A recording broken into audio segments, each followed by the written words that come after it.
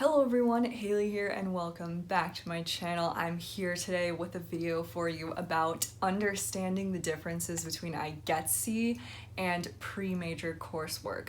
I think this will be particularly helpful for anyone who's new to the whole transfer process. Maybe you're starting out in community college, so if that applies to you, stay tuned. Before we jump in, I do want to point out some other relevant resources that I think would be helpful if you are in that boat. So I do have a video about the process of transferring.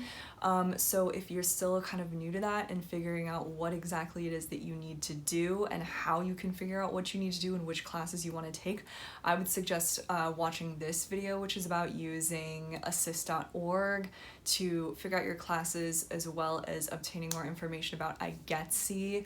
And then I also have a video personally about scheduling your classes for your first semester or just in general that I think could be helpful for you as well, so it's going to be linked right here. With that out of the way, let's jump into the topic of today's video. So first, let's go over IGETC. So if you don't know what IGETC stands for, this is the Intersegmental General Education Transfer Curriculum. Basically, this is the general education portion of the work that you need to do while you're at community college in order to transfer to a four-year university. IGETC, as I mentioned, is all about the general. There are a few different areas that you need to pay attention to here. There is English, there is math, there is a social and behavioral science section, core area, there is a physical and biological science core area, and then there's also arts and humanities, and then the last one, if you're interested in going to UC, is the language core area. So you need to take classes in each of these core areas. There's a specific number of units outlined for each area. Those details, that's not really what I'm getting at with this video because you can look that up online. I do kind of want to talk about what the difference is and why it's important and what you're accomplishing when you follow the IGETC pathway. Once you transfer, ideally you should have completed all of your lower division courses with maybe a few exceptions. Once again, I'll get to that in a second, but the bulk of it, it's going to be 60 units. That is exactly what IGETC is all about, and that's what they're trying to accomplish with this. Get this out of the way so you have the units done that would be basically equivalent to your first 2 years at a four-year university. Let's just say UC, for example, your first 2 years at a UC campus. So you want to get that out of the way, and in most cases, most UCs are going to require that you have completed this before you actually transfer. A lot of people are confused about this and they think that it means that you need to have all 60 units when you apply. That is not the case. You should ballpark be around 30, maybe a little bit higher, ideally a little bit higher by the time you apply. But 60 by the time you transfer, most definitely. If there's one or two classes that for whatever reason you didn't take, it might not be so much of an issue, but really, if you have the option to take a class, you should just take it. Another misconception that I'd like to clear up is this is also not the same thing as the classes that are required for an associate's degree. I've said this before, you don't need an associate's degree to transfer to a four-year university. It's not a requirement in the UC system. What is a requirement is getting the IGETC done for most majors. Particularly if you're going to be in like the College of Letters and Science at whatever university you end up going to. But there is also a lot of overlap between the IGETC pathway and the associate's degree track, so it's not unusual for you to be able to kill two birds with one stone, and then you basically just end up taking a handful of classes to finish off your associate's degree. Now to move on to your major prep. This is once again separate from IGETC. You can find this information on assist.org. Once again, check out that video that I mentioned in the beginning of this one. If you don't know how to do that, it's covered on there. These are the classes that apply to your major. So these are usually lower division classes that students have to take during their first 2 years in order to get into their major.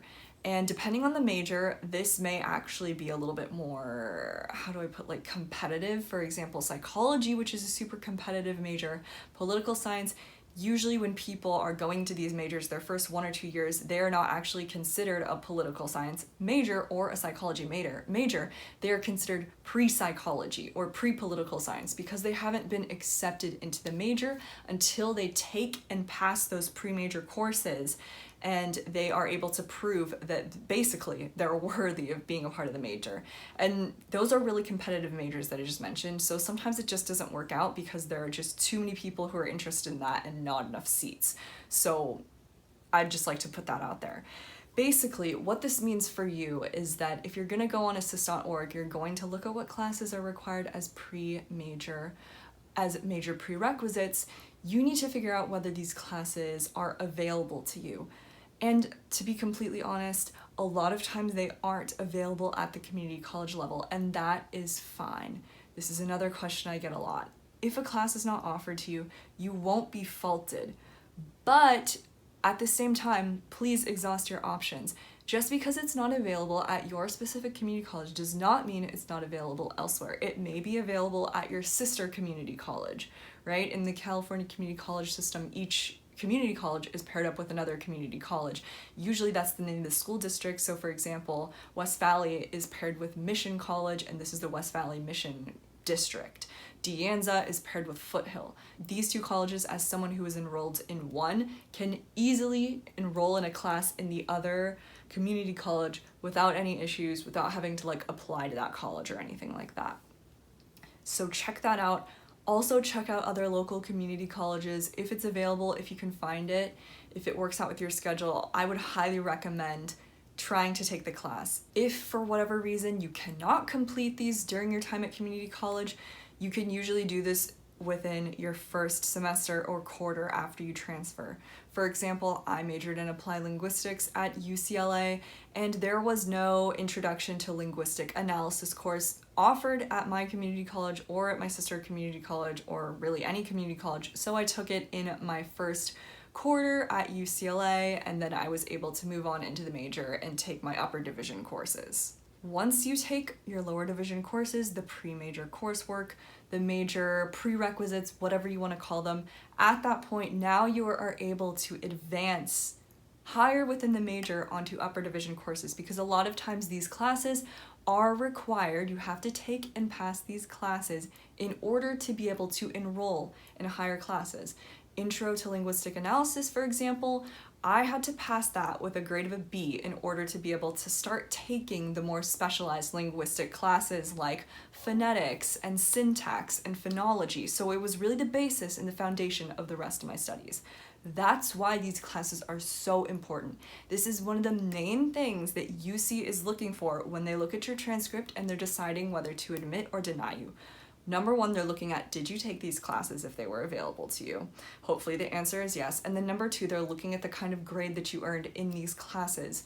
Because I've said this before, I'll say it again, this is the most direct indicator of how you will perform in the upper division level within your major. So if you do well in these pre-major or in these major prerequisites, you're most likely going to do well in the actual major, in the upper division courses, and they're probably going to look at you more favorably as an applicant. Everyone, I hope that answers your questions and clears up any misconceptions that you have about the differences between IGETC and major prep. They both are super important, super important. If you have any other questions, I'd be happy to answer them. Please leave them in the comment section below. I'll get back to them as soon as possible. If you enjoyed the video or benefited from its content, as always, please give it a like, consider subscribing if you haven't already, and suggest this video to anyone else who you think could benefit from what I talked about. I'd be happy to have them join our little community as well. Thank you all so much for watching. I'll see you next time.